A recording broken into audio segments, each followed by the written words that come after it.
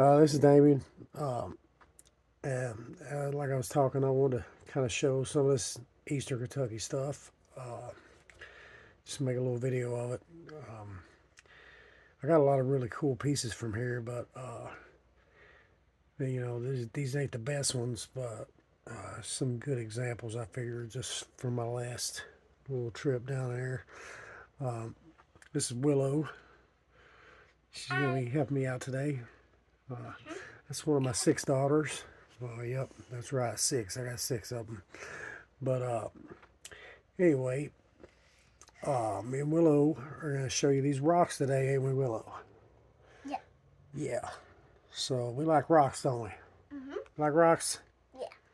All right. But anyway, so what you can expect to see in this part of Eastern Kentucky, and this would be like kind of the far southeastern part of Kentucky. This is Silurian geology. I grew up in Eastern Kentucky, but I grew up in the coal fields of what they call Pennsylvania geology. It's quite a bit different than this. You're going to see a lot of the same kind of fossils you see in those, in the stuff from here in Central Kentucky that's Ordovician, but this stuff is quite a bit, millions of years newer, I suppose. And occasionally down in here, you will see some Ordovician stuff that I think they moved around in here, and then like this piece here, this is Pennsylvanian. It's a petrified tree, and I always try to know what's in the geology. So if I see something out of place, then somebody brought it there. Unless you're in a big river or something where it's come down. But give me just a second. We'll show them that, okay? But this here, this came from Pennsylvania geology, which is still Eastern Kentucky, but a little bit different kind of stuff. But anyway, first thing I want to point out is these quartzite pebbles. Now these things, they're a lot of people don't really think they're that cool, I guess, but I do, because number one, these are some of the oldest rocks in the world. 450 million years ago, whenever Kentucky was covered by a shallow sea, these were your beach pebbles. And you know that because sometimes you find big clusters of them, but basically when the sand fossilized, these quartzite pebbles were in there and they just kind of stuck in with it. You see some pretty amazing things on them. See that face there? And then, these quartzite pebbles worldwide, they use these things as tools to make tools out of stuff like this. And Willow wants to show this one here. What we got here, Willow? So we got a pretty cool piece of flint here that Willow picked out. Pretty cool, huh? Is it cool, Willow? Yep. Good job. But you're going to see a lot of flint in this geology, and you'll see sandstone like you will in other parts of Eastern Kentucky. You see some really wild looking flint, and you'll see fossils here and there, mostly marine fossils and stuff. So like that part. Flint tubes, that kind of stuff. So like that part. And they use all this stuff. And this sandstone, you can see how it was worked. You see, tool marks on there, and a lot of times the sandstone has holes. Now Eastern Kentucky will prove this stuff to you really better than anything. Whenever you start, so many people tell you it's natural. I think that's this me. And then so many people tell you it's natural, and then you go into Eastern Kentucky, and what you find is that it's not like Central Kentucky. They didn't live everywhere in Eastern Kentucky. And you go to a lot of places, and you'll see what are truly natural rocks, which are going to be round shaped or kind of pancake shaped. But then you go into, you might go one holler away and every rock be this stuff with holes in it. You're never going to see holes and stuff like that in the sandstone and you know, in places where you're not going to see in the face rocks and that kind of stuff. So it'll prove it to you real quick. But like I say, faces on everything, small faces, big faces, faces on top of faces. And these materials in Eastern Kentucky, they're pretty. I mean, the tools look roughly worked, but you know, make no mistake about it, Willow just wanting to show some more there. But make no mistake about it, this stuff was you know, finely crafted as well, and very effective tools. Now this chert is not real high quality chert, but some of it is, but a lot of it, you know, would have been really hard for them to work with, but they still managed anyway. Okay, that's enough, Willow. Here, let's and you can make it real sharp. And I'll tell you when to hand me something, Willow. Okay. So, like I say, the quartzites, you know, clusters like that, and You'll tell me. you'll see a lot of really odd stuff too. Just You'll tell me when I can stuff like that. sew one to them. Yeah. You know, you see stuff like this, and but the flint, you know, is pretty mind-boggling, really, that they even use this stuff. Like I say, pretty good little, you know, variety of things. Like I say, the fossils, you know, this is a horn coral, but it looks way different than a horn coral in central Kentucky or northern Kentucky, because it's like somewhat agatized, I guess, would be the best way to describe it. You know, you see the fossils in this geology in a lot of jasper type rocks and agates, but you also see some of the stuff you see in Pennsylvania geology, like, you know, rocks with a lot of iron in them, like that. This right here, super heavy. You see a lot of concretions, and I think a lot of the concretions that you find, you know, they use those paint pots, that kind of stuff they made from concretions. I got some in here somewhere, but we'll dig them up a little bit. Turn yet? And Is it my turn yet? you know, you just got a variety of things. It's nearly my turn. Just a second, Willow, and hand me that one over there, Willow. No, the next one over. That one right there. The one with the red on it. Yeah. So here's a concretion that is interesting.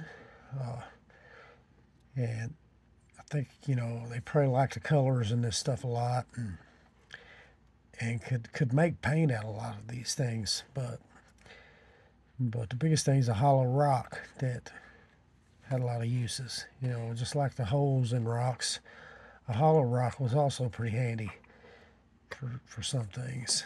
And that's a good example. My turn yet? And sometimes you find big pieces of flint like this. Right here.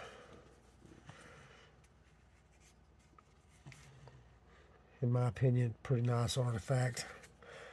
But you find a lot of big stuff down there. And at the end of the video, I'm going to add some pictures and a video I made of some megalithic stuff in this geology. Some people may have heard of Red River Gorge. It's probably like the most beautiful place in Kentucky. Mountains aren't really big, but you know, anywhere you go in the gorge, you're going to see evidence of ancient man. And you know, a lot of it gets denied, but some of it's accepted by science. And there's You know, they were hanging off the side of cliffs, clearly at the gorge, and carving stuff. There's, you know, 100-foot tall rocks there that's shaped like heads. And just a massive amount of human labor has been done there. It's quite a spectacle, really, Red River Gorge. It's one of those places you couldn't see every cool thing at Red River Gorge in a whole summer. But anyway, let's. I'm going to show a few more of these tools now. You can see how that was. See the face in there, and you can see how that was worked and then worked later. See the difference in patina. You know, this character right here you're going to see a lot worldwide with the pointed hat. You see the face there, see the pointed hat. That's common in Europe, it's common here. You know, you can Google a lot of this stuff and find out a lot of these themes that have been recognized in Europe, and you find out that they're here as well, like the one eye open, one eye missing. If you Google that, that's a Neanderthal thing, and they find them, you know, I find them all the time. We find them here a lot. It's just the themes are reoccurring, and they keep happening over and over, to the point where there's really no denying it. Let's step over here, Willow, and show some of the smaller stuff in this box. Now, I showed that in another video, and okay, and you know, you can see this is worked in great detail. You know, I never have understood why some people don't see this stuff, but they don't, and some people don't see it. And the one crazy point that, where'd that go? I showed you the last video, this right here. You know, just mind-boggling, man. I mean, potentially really old. And when you see flint here, you're going to see it works in several ways. And another thing I really haven't mentioned a lot in my videos is, you know, there's no way of getting around it. You see a lot of monkey heads here. You know, primate-looking figures. I don't know if it's to represent hominid or, you know, they've always done this stuff. But they've done this stuff in other continents too. It's not to say that they had monkeys, but we know now that, you know, science is just now figuring out that primates saw their beginning here too, possibly in Florida. The world's first primates. That's just more of a recent thing that science has kind of figured out. You know, until then, it was thought that there were no primates in North America. And, you know, now we know that there were. I'm not saying that those were the primates that these guys are trying to represent, but I'm just saying that you can't avoid the fact that there's monkey heads on some of this stuff. But, again, you know, real paleo looking stuff. I mean, this right here, uniface, and you can see the work on there. You know, occasionally you'll find newer points and stuff like that in this area. I don't think they're related to this stuff, but, you know, I think there's evidence of habitation from you know, several different periods in this area. It's just I kind of like this old stuff and stick to it. It's really easy to find woodland points, Mississippian points, stuff like that in Eastern Kentucky. You get permission in some of these fields, but this stuff right here is the old stuff. You know, see all the faces there.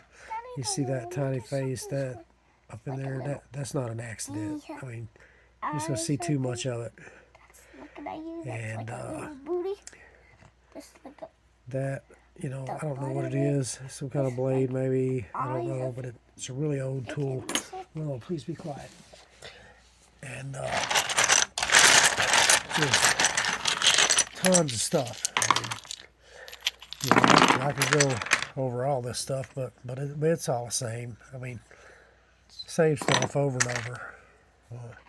There's some really cool pieces of flint in here. There's cool fossils. There's, you know, art stuff that there's a good amount of stuff down there that appears to just be artwork.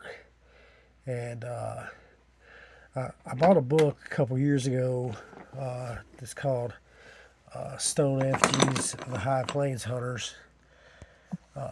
I recommend that book. The guy's got some good theories on things. But you know, one thing when he was talking about this portable rock art is that this stuff was kind of like an offering.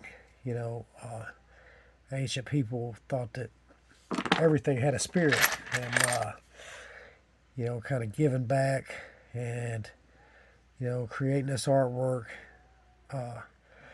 and just leaving it as an offering was a way to prevent those spirits from kind of getting revenge on you, you know, from like the animals you had to hunt to eat and all that. And you know, ancient man didn't, you know, separate himself from the animal kingdom. I mean, he understood that he was an animal just like everything else. You know, modern humans, we kind of separate ourselves from animals, but really, truthfully, that's all we are, is just another animal.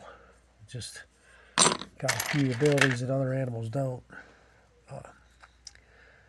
Kind of makes it different. But this is a really nice piece. See that face? I mean, how you gonna say there's not a face there? There's a face. Especially when you're seeing faces on everything. I mean, this is really cool stuff, in my opinion. And it's even cooler, you know, these guys that deny it, this stuff, that makes it even cooler to me. Because, you know, that turns it into a mystery. And it kind of turns it into a, you know, you grab this stuff out here, and just every piece I find is just another piece of evidence to say, no, you're wrong, man. Yeah, this happened.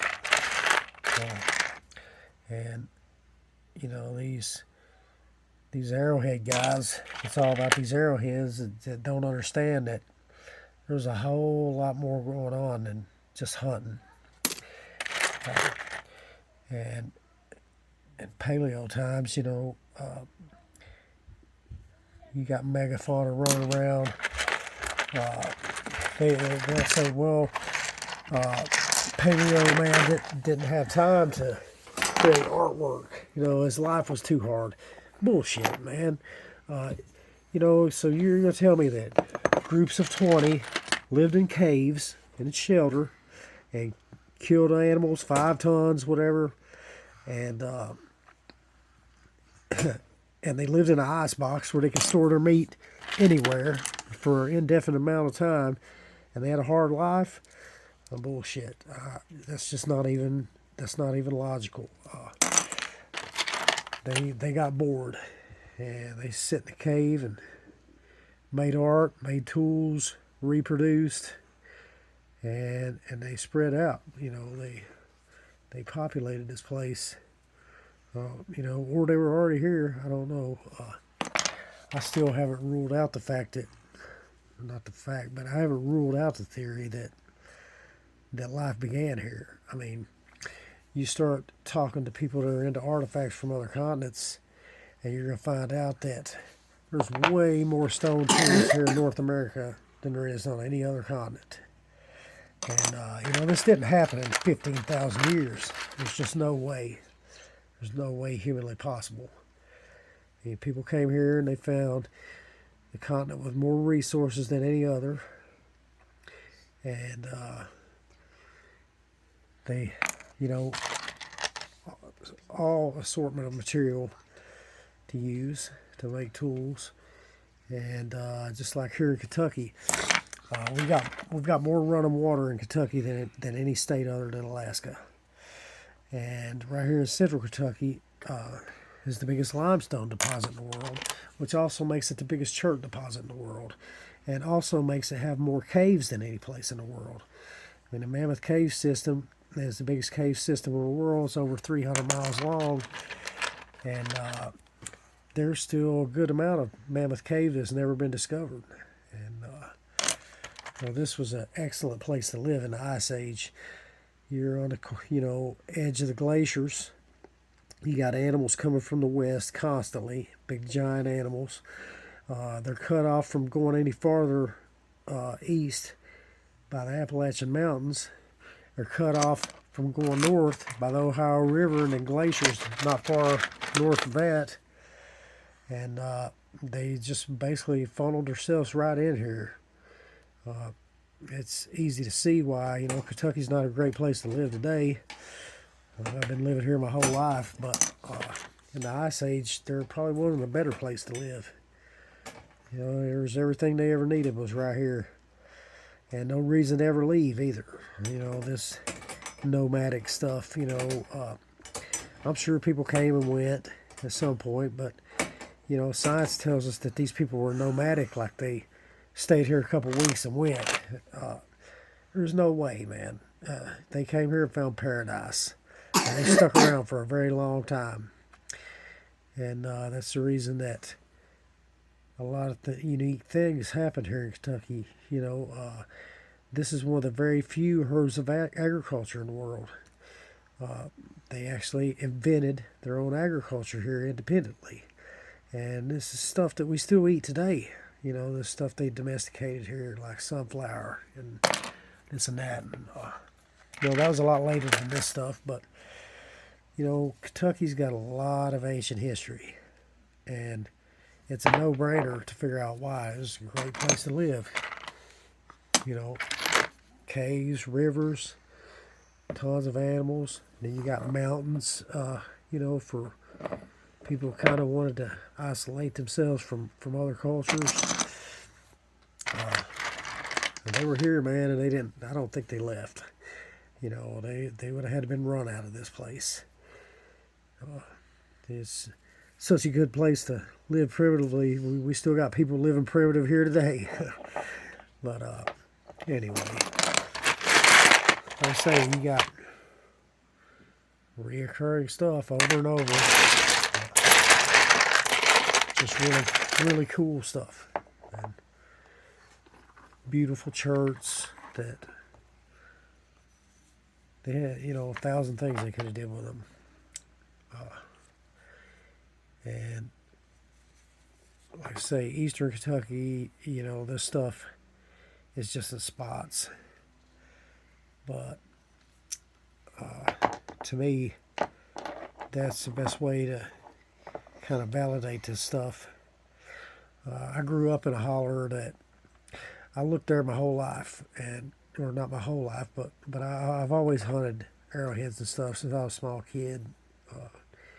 Some of my uncles and stuff got me into it, and it was just arrowheads. And then when I started noticing this stuff, years ago, that's the first thing I did is kind of went down to my dad's, and he lives the same place my family's lived since the early 1800s. And I go in his creek and I didn't see anything. There's no rocks with faces. There's no rocks with holes. There's just rocks. And then this flood came through over the summer. And to my surprise, a big landslide came off behind my dad's house. And bam, there's the face rocks. There's the rocks with holes. And so they were there. And, I knew that people had been there because my aunt found a point that is exactly what, if you Google and start trying to figure out, when they first recognized the pre-Clovis sites, you start looking at the projectile points from there. That's exactly the type of projectile point my aunt found up in the holler. But I kind of, until the flood came through, I kind of thought it may have just been somebody passing through hunting or whatever that had lost it. But when this landslide came off, boom, face rocks. Right there at my dad's house, right where I grew up. I mean, I would have guessed that. And it seems to be the only place there where this stuff exists. So they probably weren't there very long. But either way, there's a lot of places in eastern Kentucky where you're not going to find anything worked. Anything with faces, anything with holes. And then there's places like this where I got this stuff where everything seems to be worked. So, you know, and I know that's a hard concept to grasp for a lot of people if you're just now kind of noticing these rocks, or, you know, if you've been doing it for a while, but you're in a place where, you know, maybe they weren't there for a while. There's a lot of places here in Kentucky where you can go into creeks and literally every single rock has faces. Every single, you can't find a rock that isn't an artifact. Especially the farther you go north, up around Cincinnati and Louisville. You can go in any creek and you cannot prevent stepping on top of these rocks. They're just there everywhere. But like I say, you get down into the Appalachian Mountains, it's just here and there. Which is, I'd say, a good thing because it validates a lot of it, for me at least. And I try to think as logically as possible. You know, I think if you're denying these faces and stuff, you're not really thinking logically. You know, it's science is only, you know, science. I can't imagine how they deny the faces and stuff. Nature's only capable of so much coincidence, you know.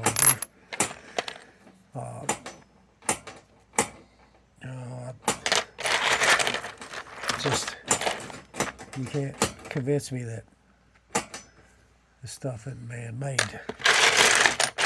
But anyway, a lot of Eastern Kentucky stuff.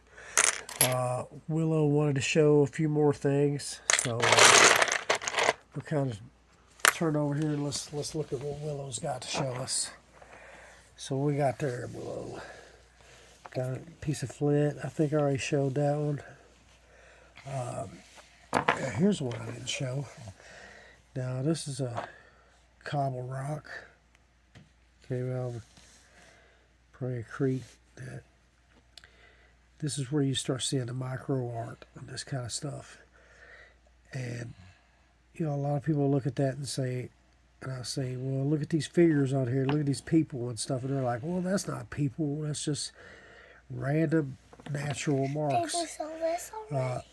But you see this same stuff on everything, every different kind of material. You see that face there, nose, eye, mouth.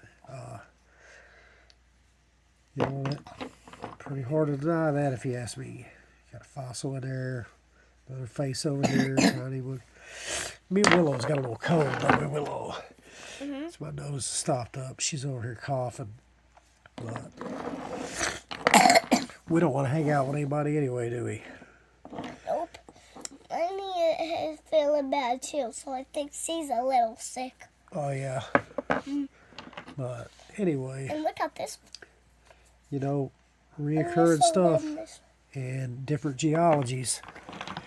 You know, this geology is very different than the geology here, but, you know, you're still seeing the same shapes and stuff. So, you know, what they're making out of dolomite here, in eastern Kentucky, they're making out of sandstone. And it's just, you know, that's not how nature works. But anyway, this stuff here, a lot of my friends don't seem to be as impressed with this stuff. It's not hardly as obvious as the stuff from around here in central Kentucky. But another thing is, in hand, this stuff is totally different than looking at a video or a picture. Yeah, that's cool, Willow. And I don't know if you guys have noticed that yet, but some of it's just not very photogenic. You know, what you see in your hand, you take a picture of it and you can't unsee it because you've already seen it in your hand. So you can see it in the picture, but someone who's only seen the picture can't see anything. But see that face? But I don't know if that makes sense. But if you've been doing this stuff and taking pictures of it, and stuff like that, you're going to understand what I'm talking about with that. It's just really hard to capture some of this stuff in pictures because it wasn't meant, it wasn't designed to take pictures of. It was portable rock art was designed to be held just like this in your hand, looking at it, flipping it around, just trying to see different things. That's what it was, And